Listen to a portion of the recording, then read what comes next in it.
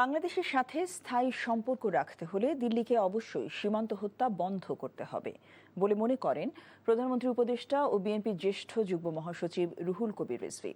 দুপুরে রাজধানীর diploma engineers ইনস্টিটিউশনে আইডিইবির ৪৫তম জাতীয় কাউন্সিলের উদ্বোধন অনুষ্ঠানে কথা বলেন তিনি।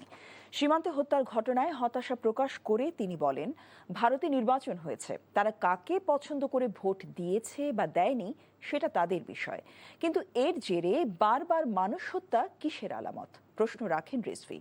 সরকারের পরিকল্পনা অনুযায়ী মানুষের কল্যাণে সবাইকে ঐক্যবদ্ধ হয়ে কাজ করার আহ্বান জানান বিএনপির জ্যেষ্ঠ যুগ্ম মহাসচিব।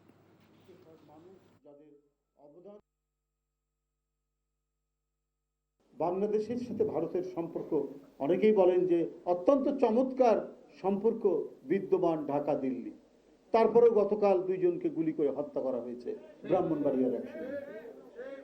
এগুলো কিসের আলামত? এটা তো পৃথিবী, এটা তো বাংলাদেশ, এমনকি ভারতের জনগণও তো চায় না। দিল্লিকে অবশ্যই এই রক্তপাত বন্ধ করতে হবে।